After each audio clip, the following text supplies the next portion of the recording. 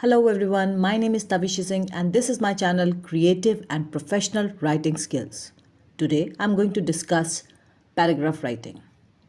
Paragraph writing is like a basic to any kind of writing. If you can dole out a good paragraph, you can also produce good writing pieces. But how to write a good paragraph? Do you ever feel like you are going to explode when the teacher asks you to write a paragraph? Or do you feel your heart pounding or your face getting red if your teacher tells you to write a good paragraph? No worries, don't despair. Here is a way to do it painlessly and with excellent results. Let's first understand what is a paragraph. Individually, a paragraph can be defined as a group of sentences that discuss only one main idea. A paragraph, to be called a paragraph, has to have at least 3 sentences and might be as long as 10 related sentences. Academic paragraphs are distinct blocks of text which section out a larger piece of writing like stories, novels, articles, essays, creative writing or professional writing pieces, making it easier to read and understand.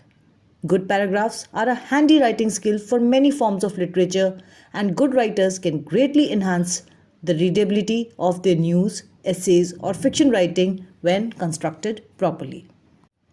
A good paragraph is composed of a topic sentence, or you may also call it key sentence, relevant supporting sentences, and a closing or transition sentence. This structure is key to keeping your paragraph focused on the main idea and creating a clear and concise image. Now, if you look at the picture of this burger on your right hand side, it describes the main parts of a paragraph, which are topic sentence, supporting details, and concluding sentence. First, topic sentence. Now, this is the very first sentence of your paragraph, which you begin after the indent. Indent is a little space, one finger space that you leave before starting a paragraph. So, it is the opening sentence of a paragraph which presents the topic and the main idea of the paragraph. Now, the topic sentence should consist two things: the topic itself and the main idea about about what your paragraph is going to be about. Then comes the supporting sentences. Now, these are used to develop the topic or give more information about the main idea. Facts, details, and examples are included in the supporting sentences. Use 2 to 3 supporting sentences to present one main idea. So, supporting sentences are basically further explanation of your main idea. And then comes the concluding sentence. Concluding sentence is the conclusion. Yes, it is the last sentence of a paragraph, and it should restate the main idea in different words and summarize the supporting or the main points.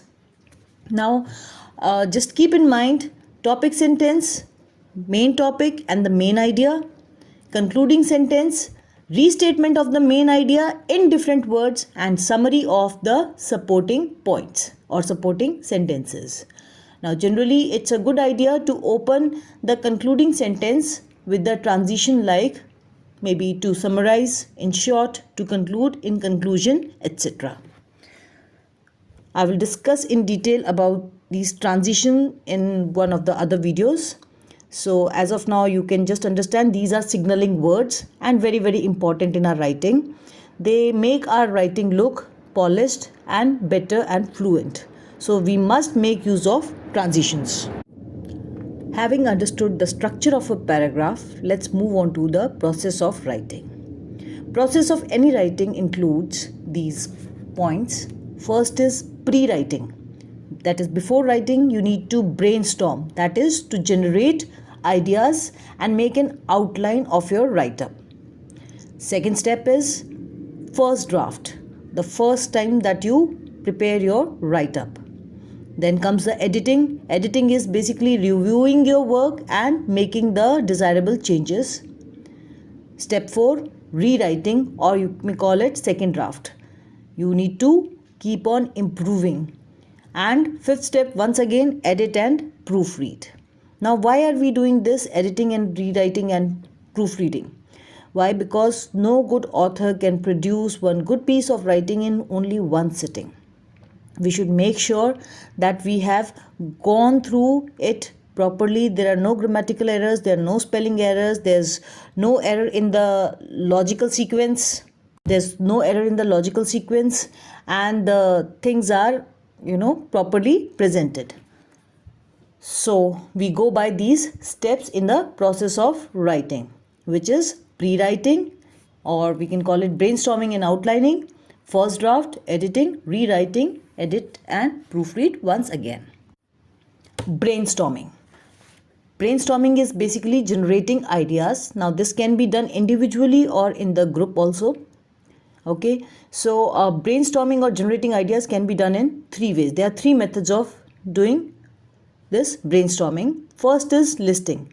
Listing is simply making a list of ideas that come to your mind after understanding the topic. Then there is mind mapping, which is favorite with everyone. It is easy to understand. It is, it gives you a better perspective rather than list or that other way of free writing.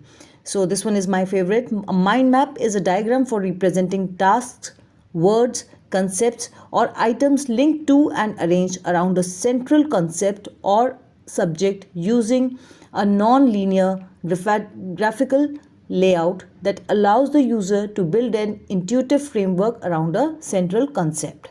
So if you look at the example here, now our main topic here is on the bottom right hand side. What is an important goal I have for the next few years and how will I achieve it?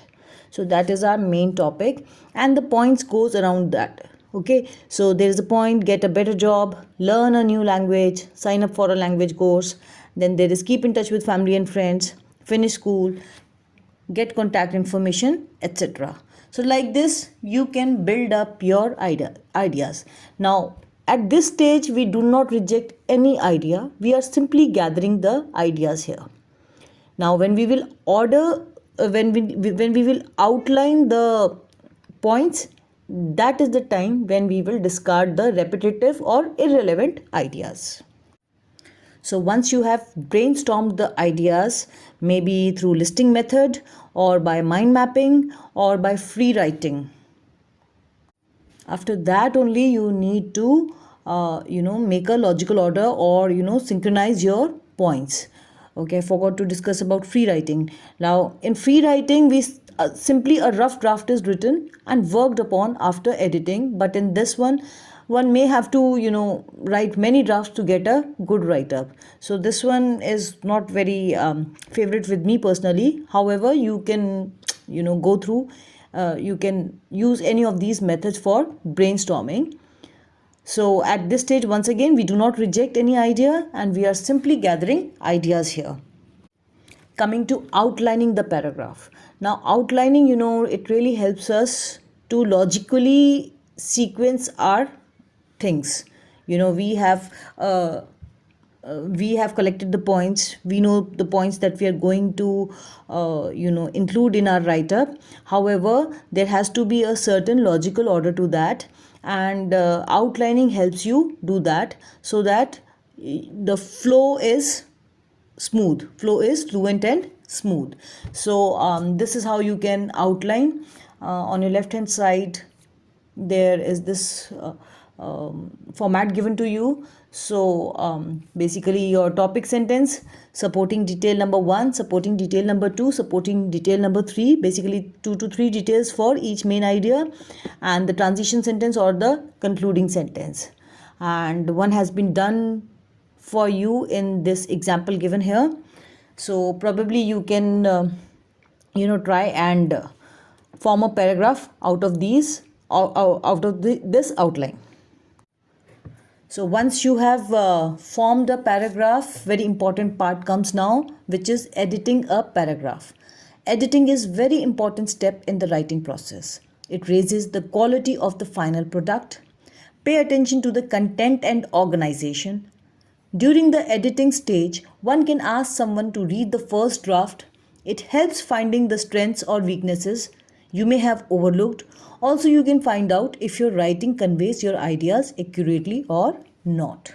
So very very important, before you submit your write up to your teacher, or maybe for any purpose, for your magazine purpose, newspaper, any purpose, any article, it will be a good idea to review your work.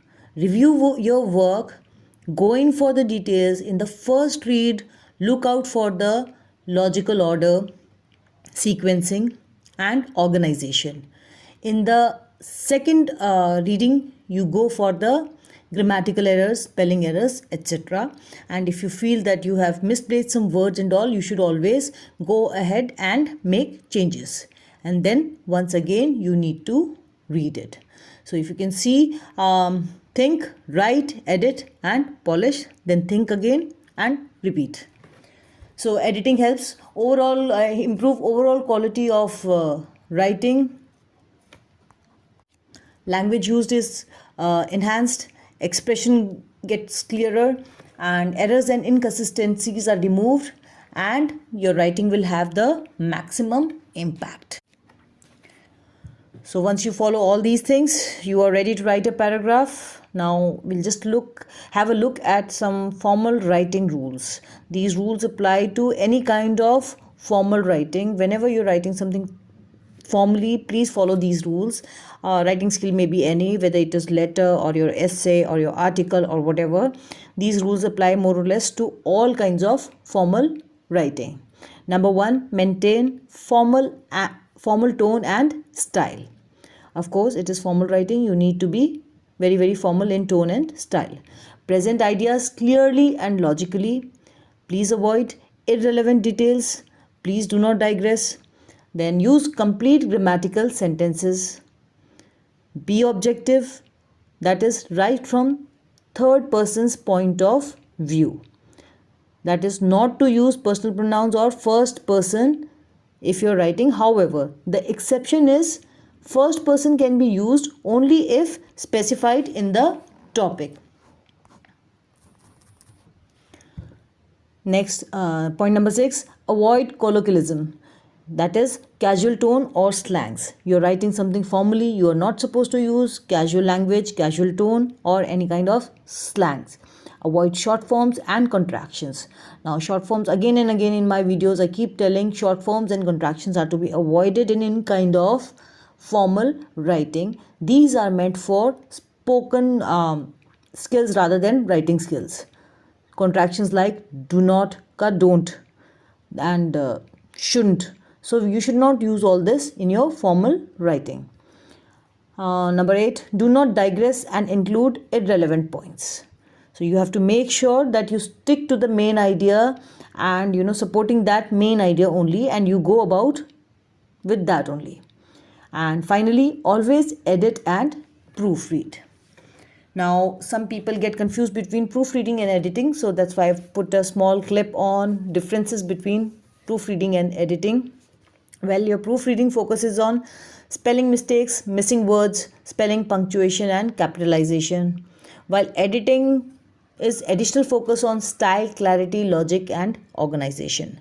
So when I say proofread and edit your work, it means not only checking out your spelling errors or your punctuation errors or capitalization errors, it also means that you look for the logical order, you look for the organization, you look for clarity and style, and probably make appropriate changes wherever they are required.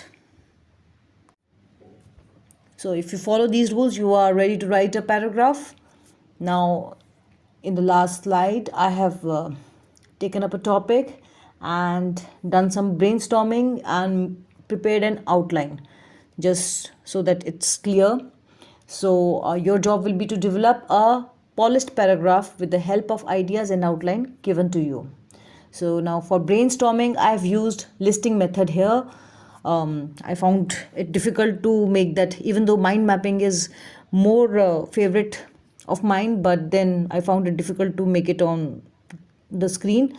So I used the listing method. So anyway, when you're doing it with pen and paper, or if you know how to do this on computer, you can do that. So our main topic is swimming, an ideal sport. And when I think of that, these points come to my mind: good exercise, enjoyable sport, builds muscular strength, reduced risk of injury, one can chart one's own progress, important life skill.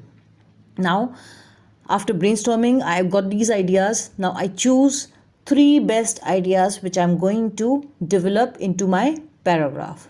So in the outline, I include topic, that is swimming an ideal sport. Topic sentence: swimming is a great sport compared to other youth sports. Now topic sentence here is giving my topic as well as the main idea. My main idea is that swimming is a great sport. So in my supporting sentences number 1, 2 and 3, I am supporting that fact that swimming is a great sport.